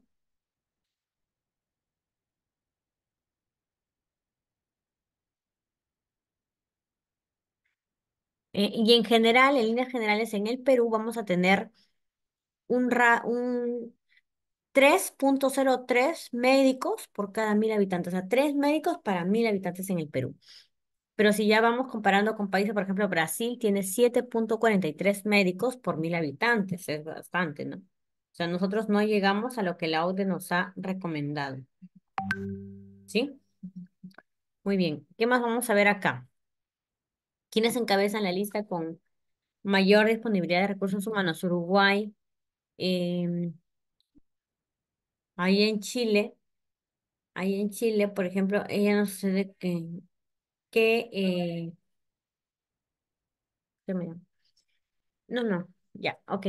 Entonces, aquí, miren, en Chile tenemos 4,3 enfermeros por 1.000 habitantes. Bajo también, ¿no? Bajo.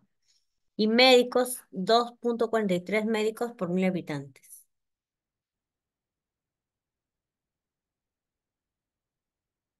Ya, ok. Entonces ahí tenemos, miren, el Perú en la cola con sus recursos humanos. Es el tema que no ha sabido, em, distribuir adecuadamente, ¿no? Miren ahí, por ejemplo, la OCDE recomienda que sean 10 médicos por cada 1.000 habitantes, pero si tú tienes 3 médicos, vas a duplicar el trabajo no va a ser tan eficiente, etcétera, etcétera, etcétera, ¿no? En cuanto a infraestructura, vamos a ver qué cosa es infraestructura. Es la capacidad instalada en el sector salud y además es transversal a sus diferentes niveles de atención de servidores, ¿no? Entonces vamos a ir viendo ahí, van a traer, siempre va, en los hospitales tienen que contar siempre con sus ensaladas, ¿no? Para que todo esté limpio.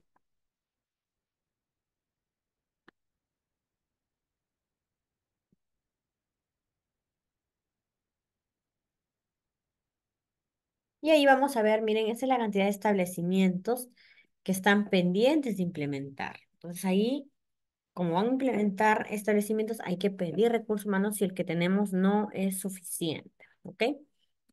No es suficiente.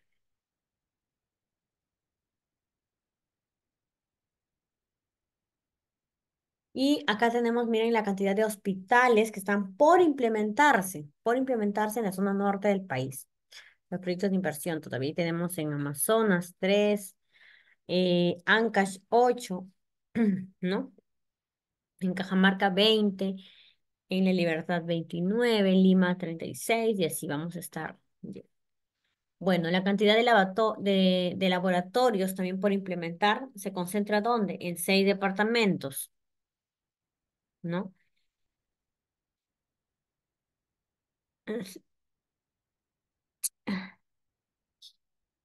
¿Ya? Entonces, esta es la cantidad de laboratorios que se van a implementar en los 6 departamentos. No lo vamos a ver mucho. Esta es la cantidad de hospitales en el año 2010, 2022, según cómo está disponible actualmente, ¿no?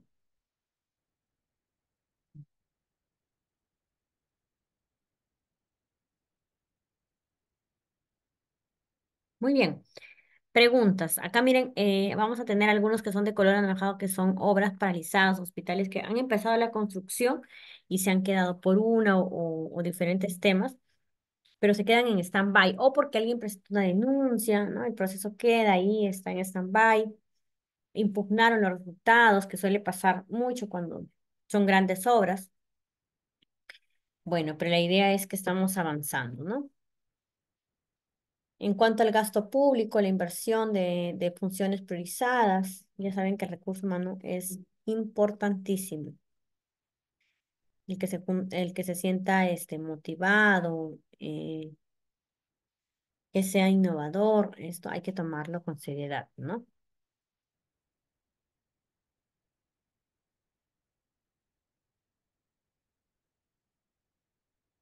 Muy bien, chicos. Entonces, no sé si hay alguna pregunta. Les voy a dar estos 2 minutos para Mariela está todo claro, quizá para el resto. Vamos a ir viendo si en el Facebook, a ver, tenemos también preguntas.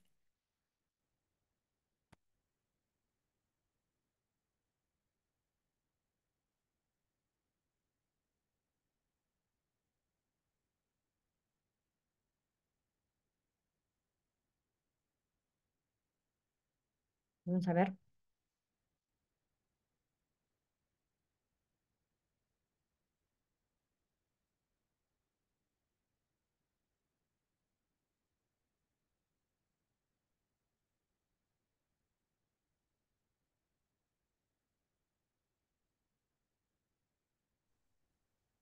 Vamos a ver las redes sociales, a ver, vamos a ver si hay alguna pregunta. A ver, dice ahí, licenciada, dice, el gobierno regional puede comprar sulfato ferroso polimaltosado para tratamiento de anemia. Ya, el tema de la anemia. ¿Cómo? Claro, es que el presupuesto va directo a los gobiernos regionales, ¿ok? Va directo a los gobiernos regionales y ellos tienen que destinar el presupuesto según las estrategias. Entonces, sí pueden comprar, o sea, de acuerdo a la necesidad y de acuerdo a la programación del presupuesto. Acuérdense que el presupuesto siempre tiene que estar programado. El tema con la anemia, ya lo que está pasando, porque se han desabastecido los establecimientos del sulfato ferroso, es porque a ver, ¿qué pasa, no? Cuando tú lo citas al niño a los 4 meses, le entregas su polimaltosado, ¿no? De dosis profiláctica para prevenir, le das su polimaltosado y le dices, viene a los 5 meses, chao, cuídate para su control. Y a los 5 meses que viene, muchas colegas le vuelven a dar el polimaltosado, cuando ya, o el sulfato ferroso, cuando ya recibió a los 4 meses y eso le va a durar bueno, al menos, ¿no? El polimaltosado más o menos te dura con la dosis exacta hasta tu siguiente control, que son los 2 meses. Entonces, no, llega al cuarto mes, le das su profiláctico, pero al quinto mes ya no le tienes que dar nada. Y se han desabastecido los establecimientos de salud porque han estado con con eso, ¿no? De que lo citan, no se concentran adecuadamente o se confunden y le vuelven a dar a los 5 meses. Entonces, hay un colega que trabaja, bueno, un amigo, ¿no? Que trabaja ahí en vigilando la política en el MIDIS y me dice, cuando hemos mapeado un montón de establecimientos, no, es que yo le vuelvo a dar a todos los niños, yo le vuelvo a dar a los 5 meses. ¿Por qué le das si la dosis es exacta? Entonces, ahí es donde se han desabastecido los establecimientos de salud, ¿no? Muy bien. Entonces, no sé si hay alguna otra consulta.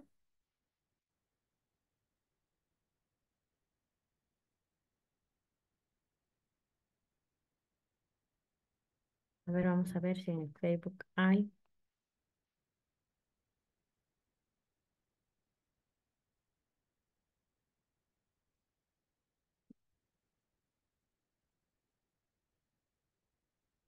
No, ya no hay más preguntas.